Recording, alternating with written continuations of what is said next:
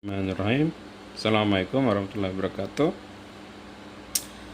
Pada kesempatan ini saya ingin menjelaskan secara singkat poin-poin penting dari teori kognisi sosial atau social cognitive theory. Teori kognitif sosial atau kognisi sosial ini dikembangkan oleh Albert Bandura, seorang tokoh psikologi sosial yang sebelumnya telah mengembangkan teori belajar sosial atau social learning theory. Jadi bisa dikatakan teori kognisi sosial ini adalah pengembangan dari teori belajar sosial yang dikembangkan oleh Albert Bandura. Teori ini umumnya banyak dipakai di bidang psikologi sosial, di bidang psikologi secara umum, pendidikan, dan bidang media. Teori ini menekankan pada peniruan model. Teori ini secara umum menyatakan bahwa setiap orang belajar dari orang lain dengan cara mengamati dan meniru apa yang dilakukan oleh model serta konsekuensi yang disebabkan oleh perilaku model itu. Jadi apapun yang terjadi pada model, perilaku yang dilakukan oleh model, dan akibat yang ditimbulkan oleh perilaku itu, jika ditiru, tentu ditiru itu setelah diamati dengan seksama, maka si peniru akan melakukan hal yang sama dan akan mendapatkan konsekuensi yang sama. Oleh karena itu bisa dikatakan kalau kita meniru perilaku orang yang sukses, maka tentu saja kita juga akan mendapatkan kesuksesan. Jika kita meniru orang yang gagal, maka kita tentu juga akan mengalami kegagalan. Tapi apakah mungkin seseorang meniru kegagalan perilaku orang lain? Bisa saja, sangat mungkin itu terjadi dan sudah dibuktikan melalui riset-riset eksperimen yang dilakukan oleh Albert Bandura dan murid-muridnya.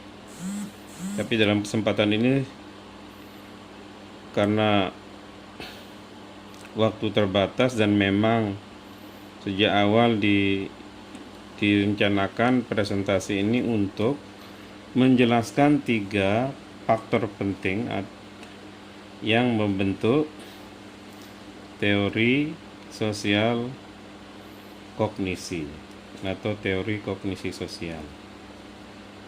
Dalam perspektif teori kognisi sosial yang dikembangkan oleh Albert Bandura dari teori belajar sosial, ada 3 faktor penting yang membentuk teori kognisi sosial. Yang pertama, kognitif faktor atau faktor kognisi,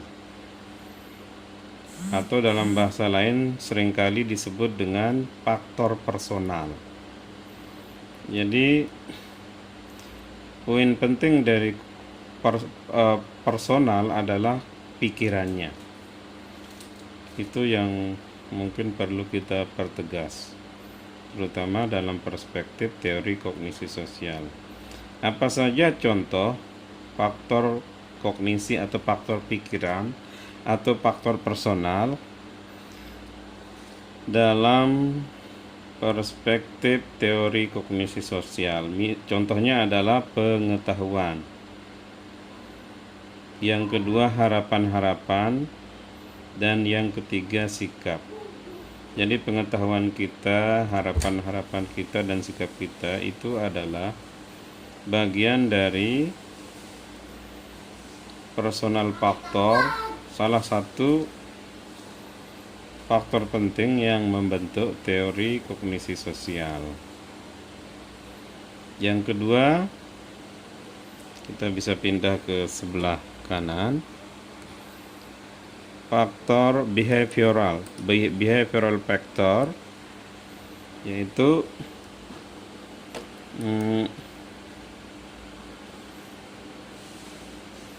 faktor perilaku.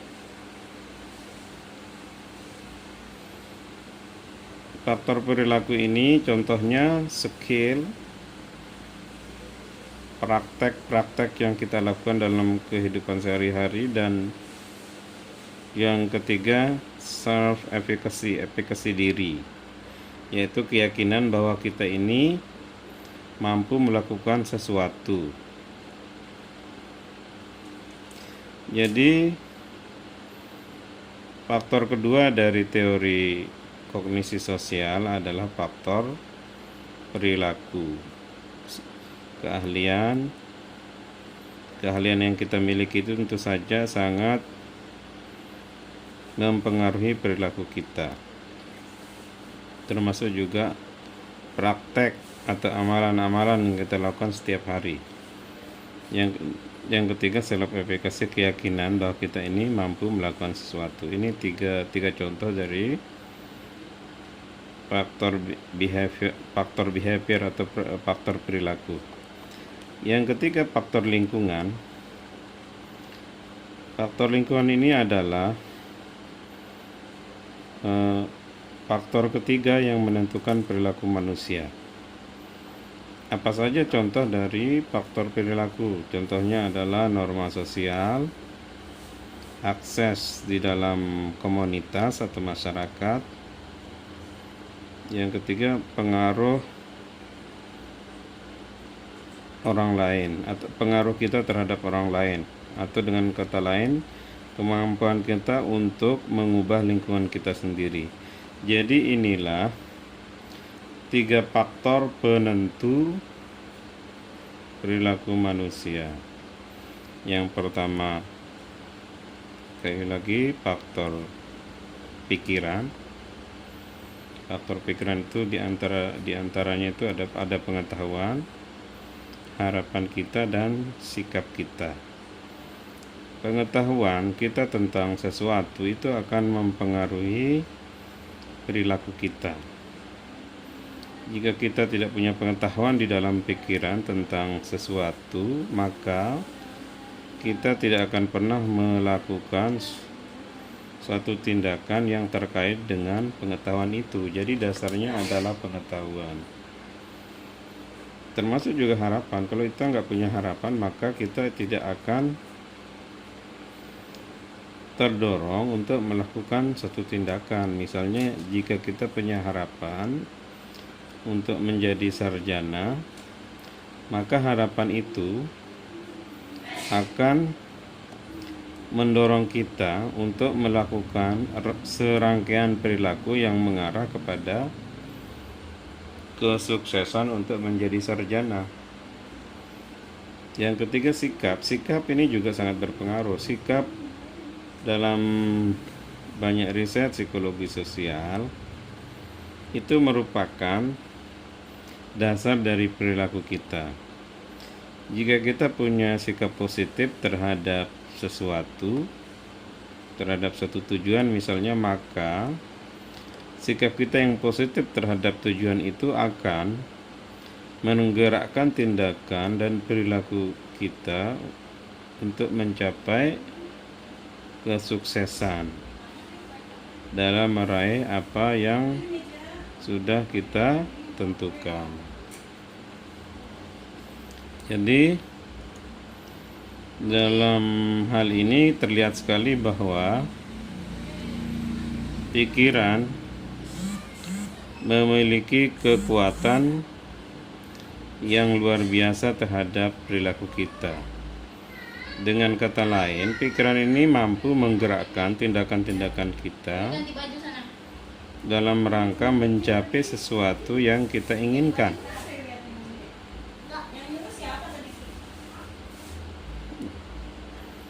Kekuatan pikiran dalam perspektif kognisi sosial ini sangat dahsyat sekali. Tanpa Anda memiliki pikiran, nggak mungkin Anda akan bertindak. Jadi sekali lagi, pikiran itu adalah kekuatan yang luar biasa dalam tindakan kita, karena pikiran itu menjadi modal dasar untuk kita melakukan tindakan-tindakan atau perilaku tertentu. Saya kira contoh sederhana bagaimana kekuatan pikiran ini adalah harapan-harapan kita untuk merubah nasib, itu kemudian mendorong kita untuk melakukan hal-hal yang mengarah pada perubahan nasib dan hidup itu. Jadi sekali lagi, pikiran menempati posisi yang strategis di dalam perilaku kita. Nah, tetapi jika pikiran itu tidak ditopang oleh faktor behavioral, dan secara otomatis sebenarnya seperti tadi yang saya katakan, pikiran itu akan melahirkan perilaku, tindakan-tindakan kita. Misalnya tindakan untuk mengembangkan keahlian-keahlian, atau tindakan untuk menerapkan suatu keahlian. Nah, Albert Bandura juga mengatakan pikiran itu akan melahirkan self efficacy, suatu keyakinan yang sangat kuat bahwa kita ini mampu melakukan sesuatu. Jadi semacam belief, keyakinan bahwa kita ini punya kemampuan untuk bertindak. Jadi hubungan antara pikiran dan tindakan itu sangat erat. Kita bisa melihat di sini sudut atas, pikiran itu sangat erat kaitannya dengan tindakan kita, aksi kita. Tapi saya kira hal yang sama, perilaku kita itu juga punya hubungan yang kuat dengan pikiran kita. Apa yang kita lakukan itu akan mempengaruhi pikiran kita. Pikiran misalnya meningkatkan pengetahuan kita, meningkatkan harapan kita, meningkatkan sikap positif kita.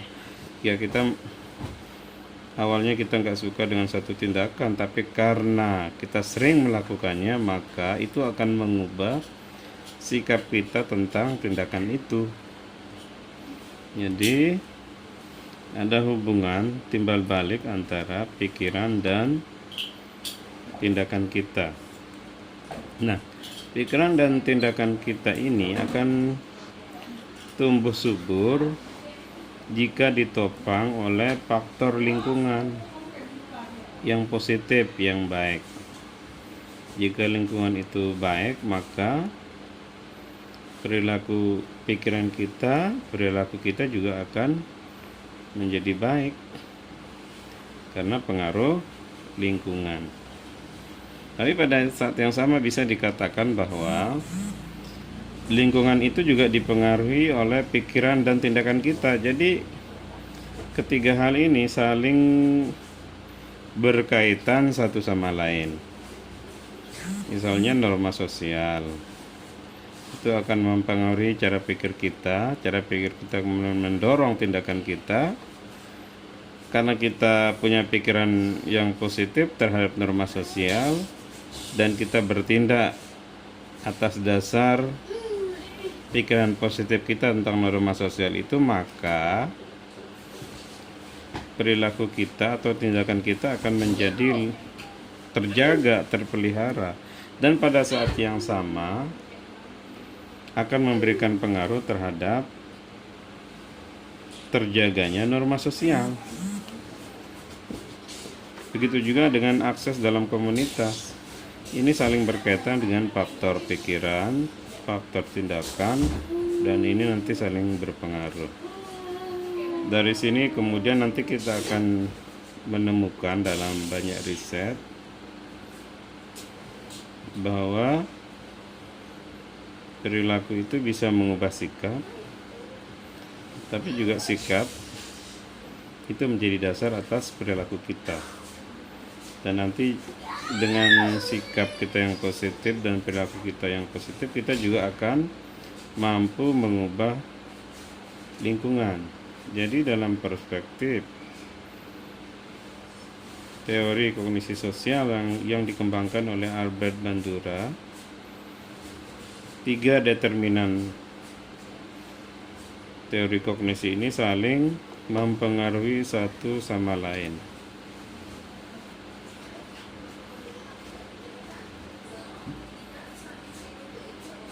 Nah, inilah saya kira poin penting di antara banyak poin penting tentu saja tentang teori kognisi sosial yang perlu kita ketahui. Sekali lagi, faktor pikiran itu menjadi penentu perilaku, tapi faktor perilaku juga menjadi penentu lingkungan kemudian mempengaruhi pikiran kita, sehingga ketiga faktor ini saling berkaitan satu sama lain dan pada saat yang sama saling mempengaruhi. Jadi 3 hal ini adalah serangkaian faktor atau komponen penting dari teori kognisi sosial yang mempengaruhi satu sama lain atau dipengaruhi oleh satu sama lain. Karena kita lihat ini bentuknya garis 3 yang saling berhubungan. Di sisi atas itu faktor pikiran, ada faktor perilaku, dan ada faktor lingkungan. Saya kira itu. Nanti kita lanjutkan untuk pembahasan berikutnya. Sekian. Assalamualaikum warahmatullahi wabarakatuh.